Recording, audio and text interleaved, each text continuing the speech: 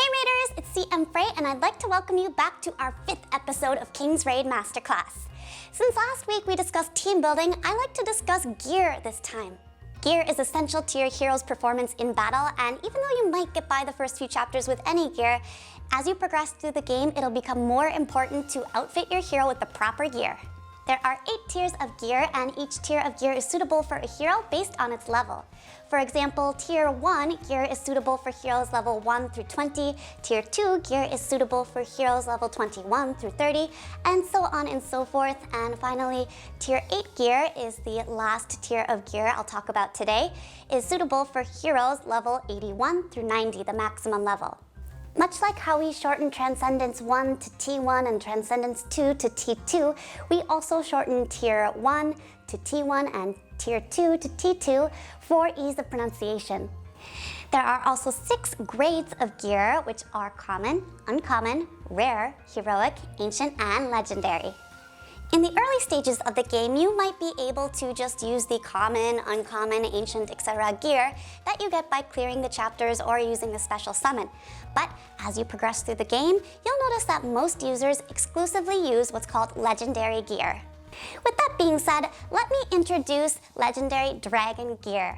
There is the Fire Dragon gear, the Frost Dragon gear, the Poison Dragon gear, and finally the Black Dragon gear. You might often see raiders referring to the Frost Dragon as the Ice Dragon or the Blue Dragon, or the Fire Dragon as the Red Dragon, etc. I'd like to mention that each set of legendary gear that I'm going to mention hereafter has what's called a set option. These set options will add additional statistics when equipping 2 items from that set or 4 items from that set. Let me show you an example. Fire Dragon gear has a set option of critical chance, also known as crit. Critical chance is the chance to land a critical hit on an enemy target. If your hero lands a critical hit, it will deal crit damage. To simplify the concept, higher crit and crit damage statistics help the dealer do more damage to the enemy. So today, Lilia will be my model and I will equip all sorts of different gear sets to her, but it will be your homework to look at her skills and her Transcendence perks to see which gear set would be best for her. If you have an idea, please leave your thoughts in the comment section below. You can see here that I haven't equipped any gear to Lilia. However, she has 100 points of crit already. Let's refer to this as an innate statistic. This will be the base number we will work with. Now I will equip 2 items from the Fire Dragon set, which will grant me 100 extra crit. Look, you can see that the 2 set option became highlighted. In the additional options column on the right, Lilia now has 200 points of crit, thanks to her innate statistic of 100 crit plus the 100 crit we got from equipping the 2 items of Fire Dragon gear. Now, let's try equipping 4 items of Fire Dragon gear. When we equip 4 items from the set, both the 2 set and the 4 set options become highlighted. These 2 set and 4 set options stack, meaning we will add them together. Now Lilia has 100 points of innate crit plus 100 points of crit from the 2 set, and now we can add 130 points from equipping a 4 set of Fire Dragon gear. 100 plus 100 plus 130 equals 330, right? Lilia now has 330 points of crit in total. The Fire Dragon set is usually useful for DPS and sub-DPS heroes in order to increase their chances of landing a critical hit on the enemy. Now that we're more familiar with set options, let's take a look at the remaining legendary dragon gear. Poison Dragon gear, on the other hand, has a set option of critical resistance. Crit resistance affects the chance a hero will take a critical hit. Remember the crit I just mentioned before? Crit resistance will help to reduce the chance of a critical hit being dealt to your hero by the enemy team's DPS. You might find the Poison Dragon gear useful for support type heroes in the arena to increase their survivability. The 2 set of Poison Dragon gear grants you crit resistance plus 100, and the 4 set grants you crit resistance plus 130, resulting in 230 total crit resistance when equipping a 4 set. Next is Frost Dragon gear, and Frost Dragon gear grants you additional max HP as a set option. A hero that has Frost Dragon gear equipped will have its max HP statistic increased by 10% if a 2-set is equipped, and by 13% if a 4-set is equipped. And if we add those two together, a 4-set will total additional max HP of 23%. Frost Dragon gear is typically seen on tanks, but you might also see it used on support heroes as well. And last but not least is the Black Dragon gear, which is arguably one of the most popular gear sets in the game. The Black Dragon gear has a set option of MP recovery per attack. MP, short for mana points, is essentially the cost of using a skill. You can see how much mana a hero has available by checking the bar above the hero skills in battle. And you can also see how much each skill costs by noticing the blue circles pictured on each skill button. Since most heroes require mana to use skills, it might be helpful to have the Black Dragon gear set option of MP recovery per attack. MP recovery per attack refers to the amount of mana recovered per an auto attack, not a skill. That means that the more attack speed a hero has, the faster mana will be recovered with the statistic. This Black Dragon gear grants mana recovery per attack of 200 for a 2-set and 260 with a 4-set. But where can we get Dragon gear? All you have to do is click on the multi-tab on the right-hand side of your screen, and from there select Dragon Raid or Dragon Raid Hard mode. You can farm gear that is Tier 6, Tier 7, or Tier 8. But there are other legendary gear as well. Let's call this Common Legendary gear. This gear set will offer additional debuff accuracy of 100 for a set of 2, and a debuff accuracy of 130 for a set of 4, for a total of 230 points of debuff accuracy. But what are debuffs? You might remember last time that I mentioned crowd control, but it's actually a little bit more nuanced than that. Debuffs, in a way, are crowd control that actually negate or reduce the effects of the enemy on the battlefield. They might reduce the attack or reduce the defense of the enemy team. That's why this gear set is almost exclusively used in the arena during PvP battles, particularly on heroes like Leo, due to his skill that reduces the enemy's physical defense, and Maria, due to her magic defense and attack reduction. This gear is exclusively Tier 8, and you can farm this gear in Chapter 8. There is another legendary gear set called the Beast of Chaos, or Manticore gear set.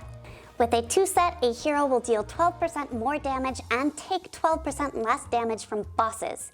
With a 4-set, heroes deal 15% more damage and take 15% less damage from bosses. This Manticore set might be useful when participating in content like the World Boss or Challenge Raid. Beast of Chaos gear is available for Tier 6 and up, and you may acquire it by visiting the guild shop or participating in guild raids. Next, let's talk about the legendary gear set called Lava gear. The Lava gear set offers additional crit damage of 20% for a 2-set and 26% for a 4-set, which totals 46% additional crit damage. This gear set is often used on DPS-type heroes, though you might also see it used on support heroes who buff the offensive stats of the main DPS. Just like the common legendary gear, this Lava gear is also exclusively Tier 8, and you can farm it in Chapter 8. Next, I will introduce you to the Dark Legion gear.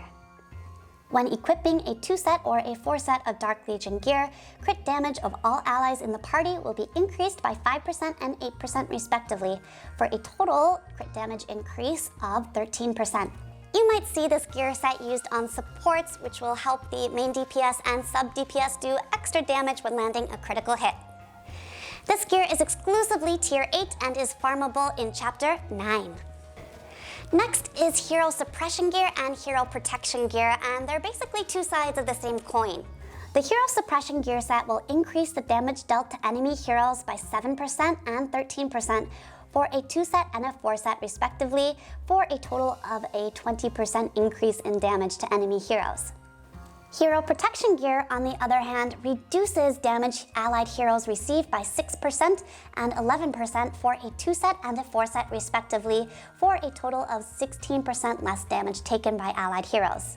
You might see this gear set in the arena for PvP content, and you can farm this in Chapter 9, and it is exclusively a Tier 8 gear set. You can also farm Hero Suppression and Protection gear Dark Legion gear, and Lava gear by clicking Multi again on the right-hand side of your screen and visiting Field Raid. Now let's discuss the categories of gear. Gear is grouped into weapons, armor, orbs, accessories, treasures, and artifacts. This gear will be equipped into slots, and each hero has 7 slots for equipping gear. I'll just refer to them as slot 1 through slot 7 to keep it simple. Slots 1, 4, and 7 will be discussed in the next episode. First, let's discuss accessories, which are equipable to slot 5 and can be equipped to any hero of any class. Accessories include earrings, which have a fixed stat of attack, rings, which have a fixed stat of HP, bracelets, which have a fixed stat of P defense, and necklaces, which have a fixed stat of M defense. So, you can equip the accessory with the fixed stat that you think your hero would benefit from most. A lot of people like to use earrings to equip to a DPS hero for extra attack. As another example, you can see the accessory I equipped to Aselica is a bracelet, which has a fixed stat of physical defense. But why did I choose the bracelet instead of another accessory? Aselica has a T5 dark perk that increases the physical defense of the ally with the highest attack, which in my case would be my DPS, by 20% of Aselica's physical defense. This means that my DPS's physical defense will be correlated with Aselica's physical defense statistic. If I increase Aselica's physical defense, my DPS's physical defense will be increased as well. There's also class-specific gear, and while they might have different names, the items will all serve the same purpose. The items equipped to slot 2 will have a fixed stat of P defense, and the items equipped to slot 3 will have a fixed stat of M defense. Depending on the set of gear you equip, there might be some slight variations in the items available for these slots, but I'd like to introduce you to the ones you'll encounter most often. So, assassins, archers, and mechanics have armor, which is equipable to slot 2 with a fixed stat of P defense, and they also have a cape, which is equipable to slot 3 with a fixed stat of M defense.